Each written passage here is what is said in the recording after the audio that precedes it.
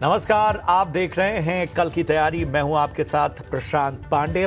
एक ऐसा शो जिसमें हम आज के बाजार के हिसाब से कल आखिर आपकी रणनीति क्या होनी चाहिए इसके बारे में तो आपको राय देते ही देते हैं। इसके साथ ही एक बहुत बड़ा हिस्सा आपके सवालों का इसमें शामिल करते हैं।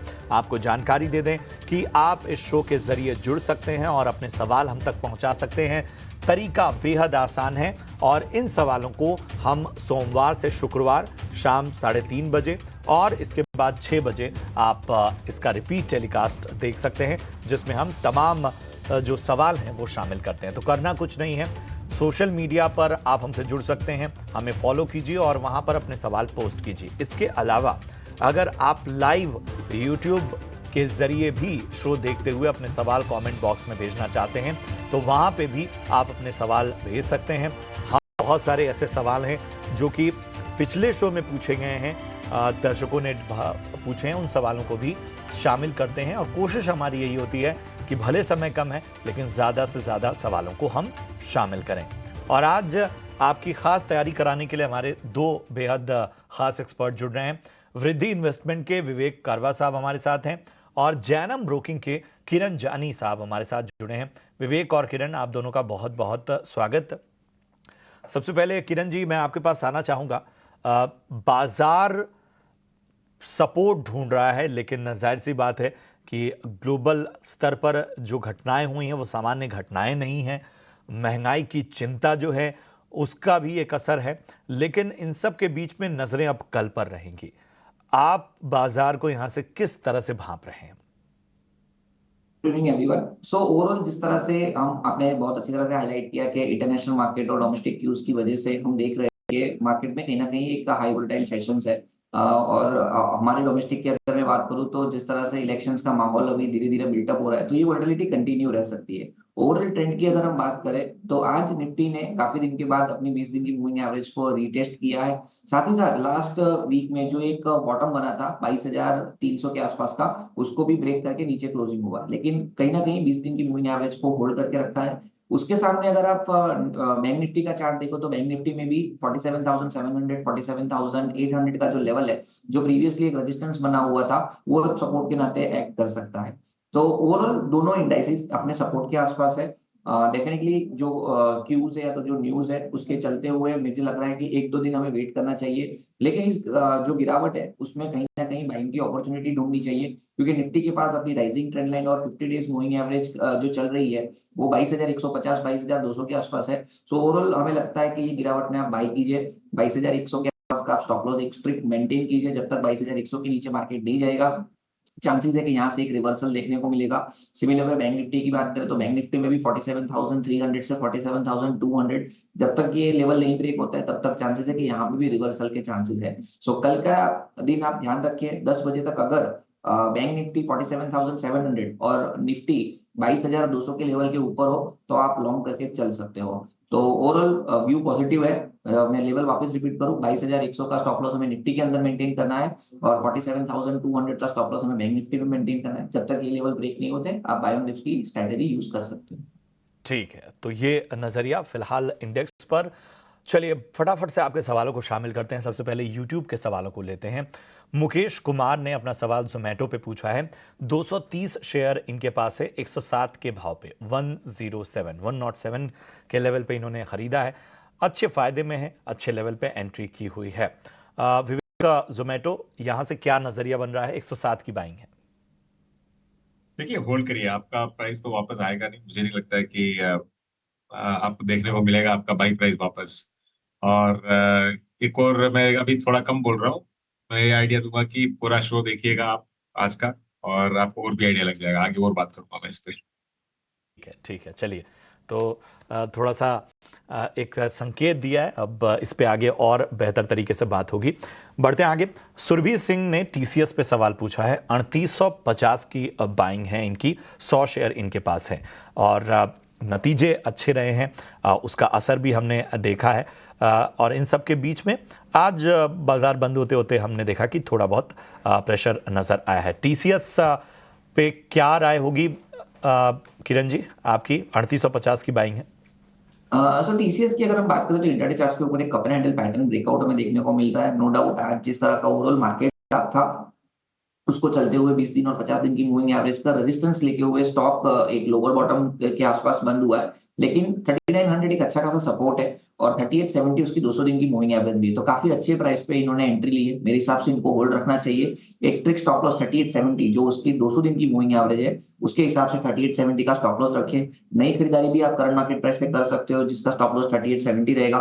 और ओवरऑल जिस तरह का चार्ट पैटर्न है, डेली चार्ट के ऊपर जो एक गैप क्रिएटेड है, तो 4100 तक के टारगेट हमें लग रहा है कि टीसीएस में आने चाहिए। तो डेफिनेटली 3870 के स्टॉप लॉस के साथ टीसीएस होल्ड रख सकते हैं। ठीक है, तो टीसीएस होल्ड करने की सलाह, अहम लेवल्स का ध्यान रखिए। रामदेव बाजपेयी साहब हैं, रतन इंडिया पावर पे इनका सवाल है। लगभग ₹10.25 की इनकी बाइंग है, 2000 शेयर इनके पास हैं, क्या करना चाहिए? विवेक, रतन इंडिया पावर आपकी कवरेज है क्या इस पे? देखिए, जब पावर सेक्टर ओवरऑल अच्छा लगता हो आपको, जो बहुत बेहतरीन कर रही है कंपनीज, उसमें ध्यान ज्यादा देना चाहिए। अब ऐसी कंपनीज तो ये है कि जो बोलते हैं ना ब्लाइंड खेलना, वो वाली बात है। या तो आपको बहुत अच्छा रिटर्न मिल जाएगा या फिर आपका पूरा पैसा भी डूब सकता है। वैसा एक कंपनी है ये।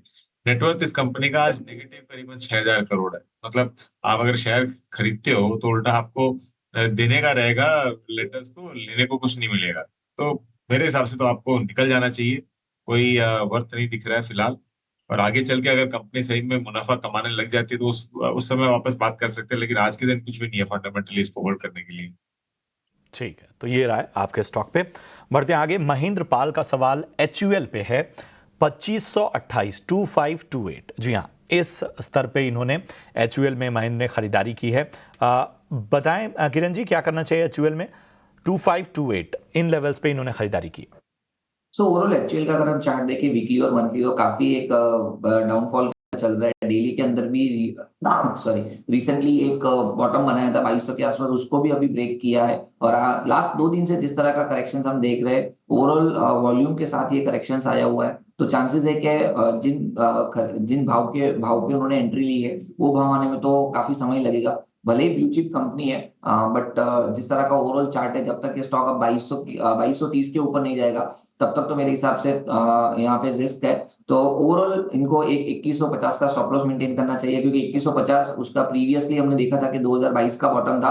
अगर वो लेवल ब्रेक होता है तो चांसेस है कि स्टॉक नीचे में 2000 तक भी फिसल सकता है। तो एज ऑफ नाउ 2150 के स्टॉप लॉस से उनको स्ट्रिक्टली होल्ड रखना चाहिए। और ऊपर में जैसे ही 2230 2240 क्रॉस होता है उसके बाद उनको 2300 तक के चांसेस मिल सकते हैं। तो एज ऑफ नाउ 2300 तक के टारगेट के लिए 2150 के स्टॉप लॉस से स्ट्रिक्टली होल्ड रखना चाहिए। जैसे ही 2150 टूटता है तो मेरे हिसाब से थोड़ा इसमें से एग्जिट करने की सोचनी चाहिए।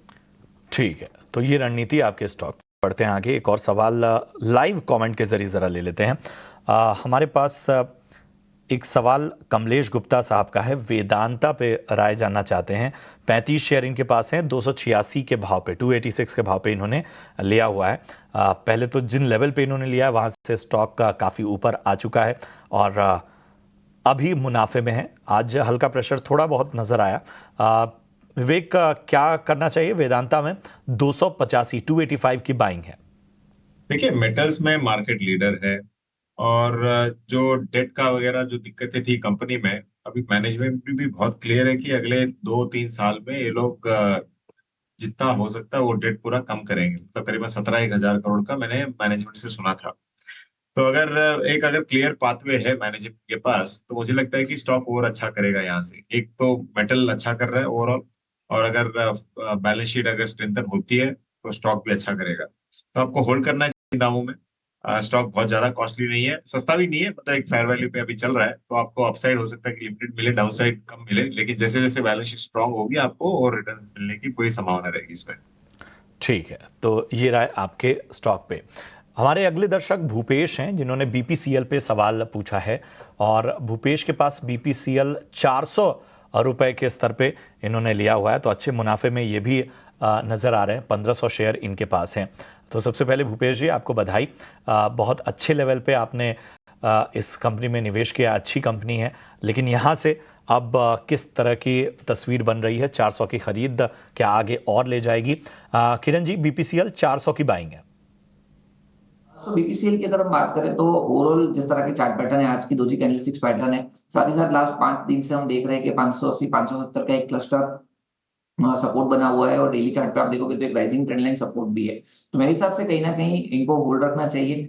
70 का एक स्टिक स्टॉप लॉस रखे, जब तक 570 का लेवल ब्रेक नहीं होगा तब तक चांसेस है ये स्टॉक वापस अपने प्रीवियस जो अप ट्रेंड चल रहा था उसमें रिज्यूम कर सकता है। तो 570 के स्टॉप लॉस के साथ बीपीसीएल होल्ड रखना चाहिए। ठीक है, तो यहाँ पर आपको खास रणनीति बीपीसीएल पे मिलती हुई।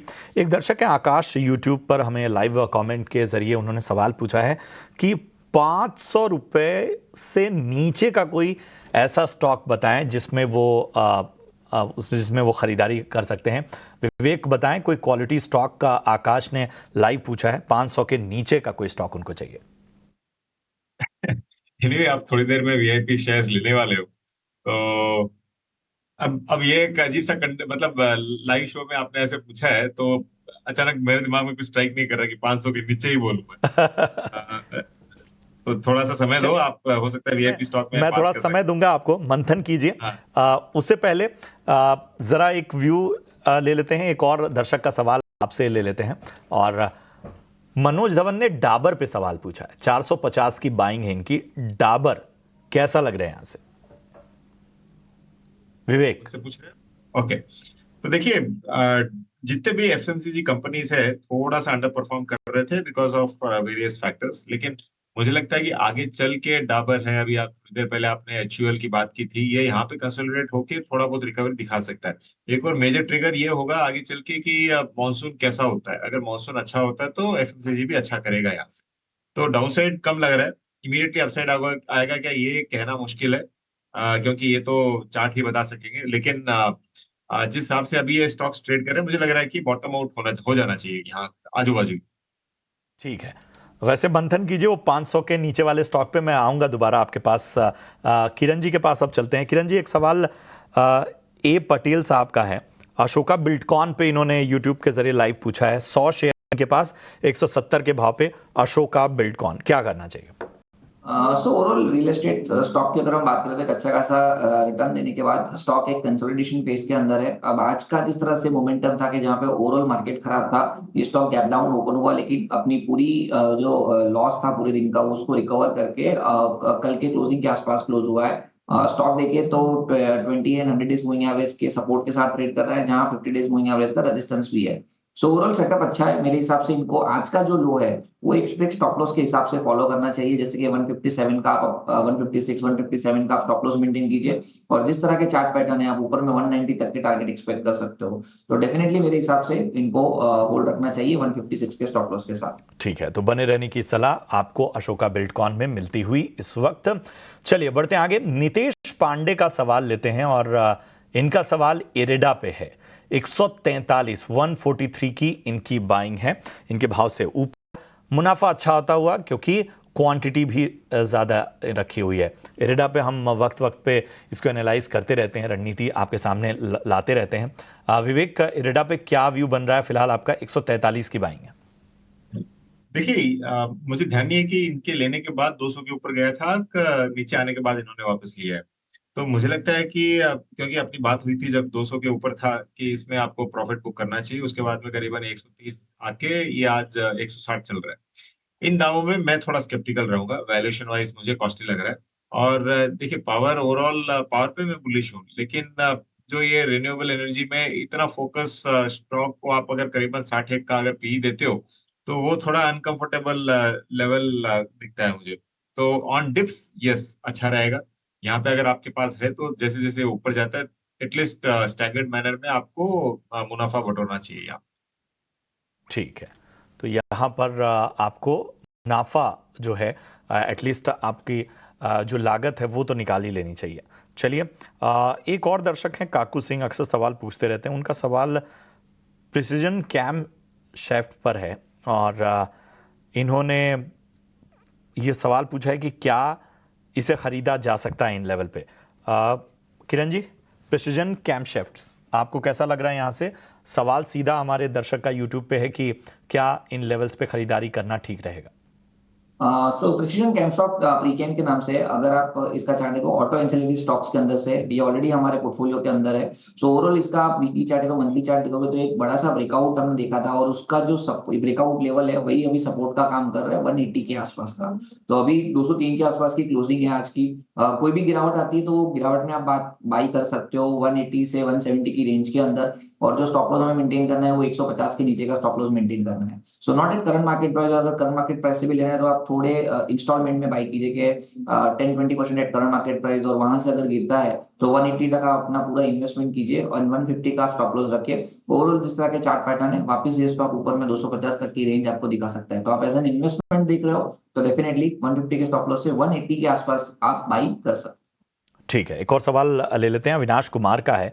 इंडस टावर पे इन्होंने सवाल पूछा हुआ है और इन्होंने कहा है कि इन्होंने 220 के स्तर पे इंडस टावर में एंट्री की है, प्रॉफिट हो रहा है इनको और इनका सीधा सवाल है कि अब क्या ये होल्ड करें या फिर सेल करें, किस तरह का नजरिया? विवेक, आप बताइए।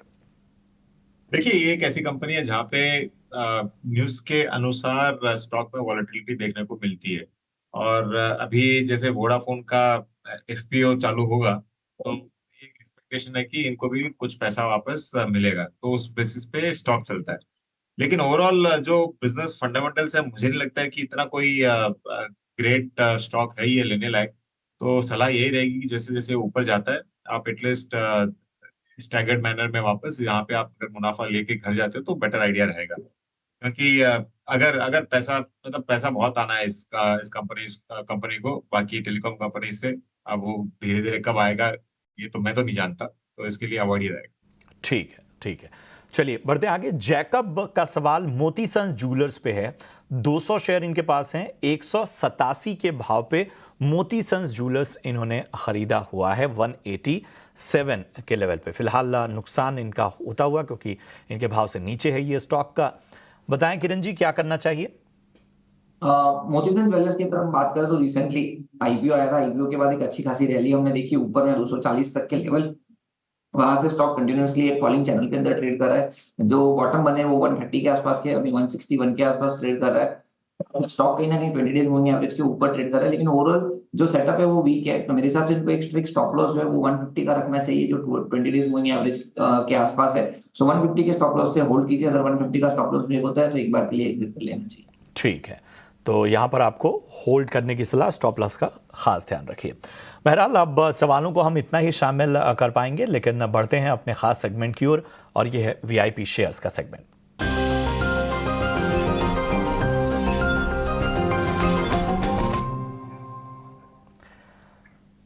जी विवेक जी बताइए, वीआईपी शेयर और आपने बहुत सारी सीक्रेसी भी रखी थी, अब उसका थोड़ा सा पटाक्षेप कीजिए।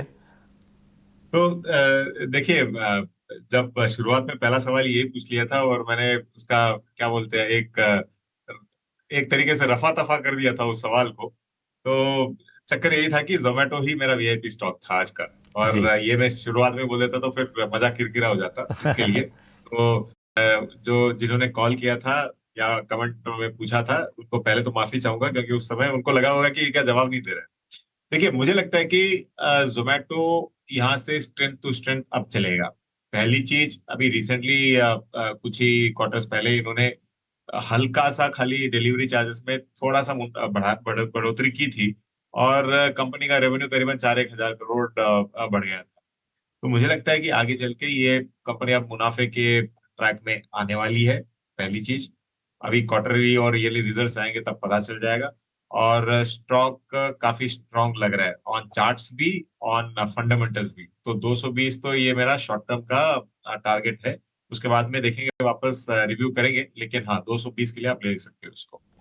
ठीक है, तो 220-230 के लक्ष्यों के लिए जोमेटो को लिया जा सकता है। और जो हमारे दर्शक थे मुकेश कुमार, उन्होंने तो 107 रुपए की बाइंग की है। तो साहब बने रहिए, 220-30 तक भी आप पहुंचेंगे। एक बार फिर उस दौर में हम रिव्यू करेंगे कि आखिर यहाँ से कहाँ क्या करना चाहिए।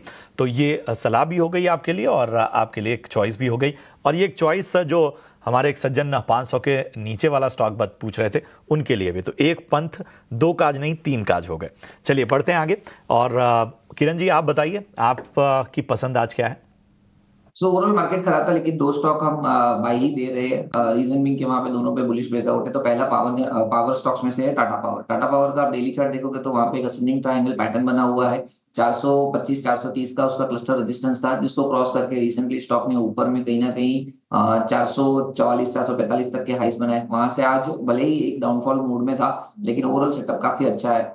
तो टाटा पावर हम बाई करने की सलाह दे रहे हैं। 430 के आसपास की क्लोजिंग है। 454 454 का टारगेट आ सकता है 1 से 2 दिन में, और 419 एज अ स्टॉप लॉस हमें मेंटेन करना रहेगा।